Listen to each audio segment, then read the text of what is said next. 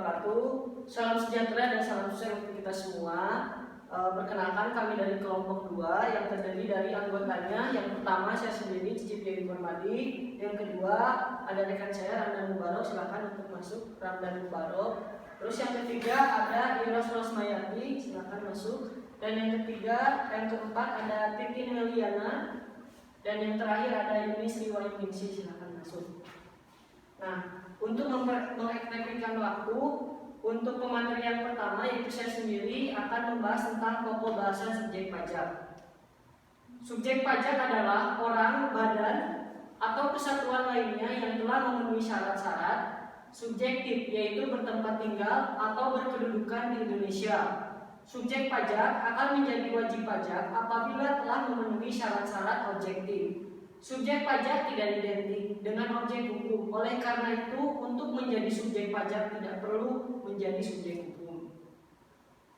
Yang selanjutnya, subjek pajak adalah yang pertama, orang pribadi. Orang pribadi yang bertempat tinggal di Indonesia.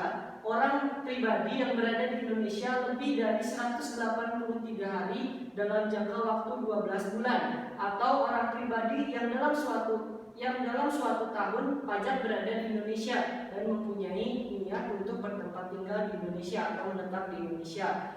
Yang pertama, orang pribadi, orang yang tidak bertempat tinggal di Indonesia. Orang pribadi yang berada di Indonesia tidak lebih dari 183 hari dalam jangka waktu 12 bulan. Dan badan yang tidak didirikan dan tidak bertempat berkedudukan di Indonesia yang menjalankan usaha atau melakukan kegiatan yang melalui bentuk usaha tetap di Indonesia. Untuk pemateri kedua yaitu saudara Ramdan, silakan. Yaitu yang kedua, orang pribadi yang tidak bertempat tinggal di Indonesia. Orang pribadi yang berada di Indonesia tidak lebih dari 183 hari dalam jangka waktu 12 bulan.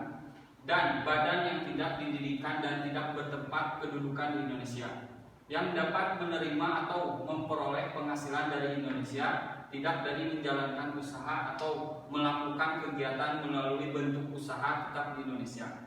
Yang ketiga, tempat tinggal orang pribadi atau tempat kedudukan badan ditetapkan oleh Direktur Jenderal Pajak menurut keadaan yang sebenarnya. B. Badan dan bentuk usaha tetap. Bentuk usaha tetap merupakan subjek pajak yang perlakuan perpajakannya dipersamakan dengan subjek pajak badan. Warisan yang belum terbagi sebagai satu kesatuan menggantikan yang berhak. Oke, baik. Terima kasih kepada Ramdan selaku pemateri yang kedua. Selanjutnya pemateri yang ketiga, saudara Iros, silakan. Subjek pajak dibedakan menjadi dua kelompok, yaitu sebagai berikut. 1. Subjek pajak dalam negeri. Subjek pajak dalam negeri terdiri A. Orang pribadi yang bertempat tinggal di Indonesia. Maksudnya, orang pribadi yang bertempat tinggal di Indonesia lebih dari 183 hari dalam jangka waktu 12 bulan. Atau orang pribadi yang dalam 1 tahun berada di Indonesia dan mempunyai niat untuk bertempat tinggal di Indonesia. Yang kedua, badan yang didirikan atau bertempat kedudukan di Indonesia, kecuali unit tertentu. Subjek dari pemerintah yang memenuhi kriteria sebagai berikut. A. Pembentukannya berdasarkan peraturan perundang-undangan. B. Pembiayaannya bersumber dari anggaran pendapatan dan belanja negara atau anggaran pendapatan dan belanja daerah. Yang C. Penerimaannya dimasukkan dalam anggaran pemerintah pusat atau pemerintah daerah. D. Pembukaannya diperiksa oleh aparat pengawasan fungsional negara. Oke, baik, terima kasih kepada saudari Ros selaku pemateri yang ketiga. Selanjutnya selaku pemateri keempat, saudari Titin Meliana. Subjek pajak luar negeri. Subjek pajak luar negeri terdiri atas 1. Orang pribadi yang bertempat tinggal di Indonesia.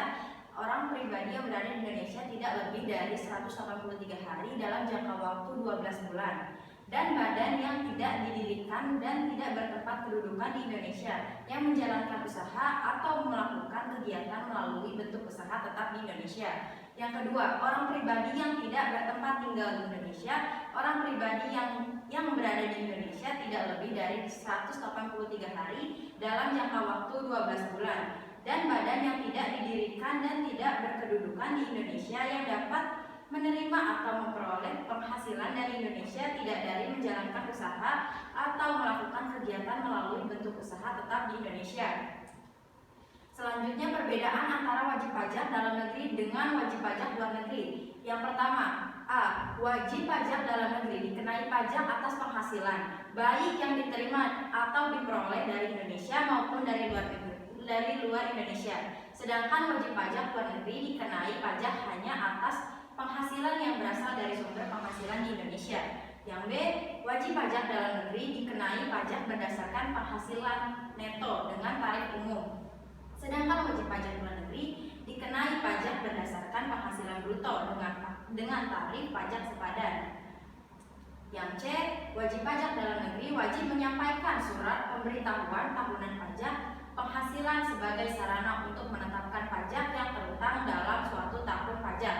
Sedangkan wajib pajak luar negeri tidak wajib pemberitahuan tahunan pajak penghasilan karena kewajiban pajaknya dipenuhi melalui potongan pajak yang bersifat final. Oke, baik, terima kasih kepada Saudari Titi selaku pemateri yang keempat. Selanjutnya selaku pemateri yang kelima akan disampaikan oleh Saudari Yuni Sri Wahyuningsi. Kepadanya disilakan.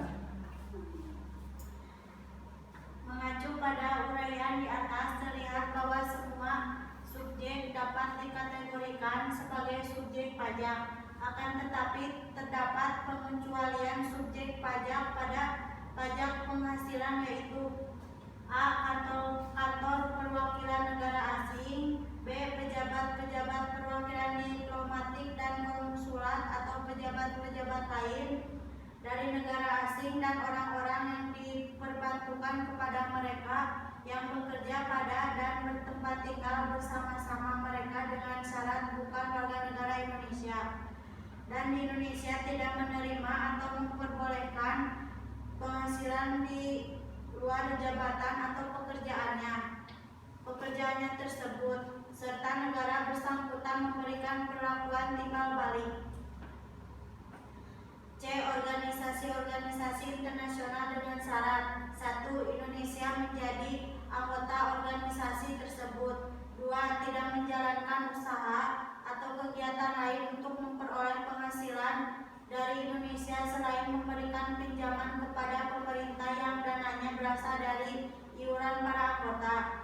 3. Pejabat-pejabat perwakilan organisasi internasional dengan syarat bukan warga negara Indonesia dan tidak menjalankan usaha, kegiatan, atau pekerjaan lain untuk memperoleh penghasilan dari Indonesia. 4. Organisasi internasional yang tidak termasuk subjek pajak ditetapkan dengan keputusan Menteri Keuangan.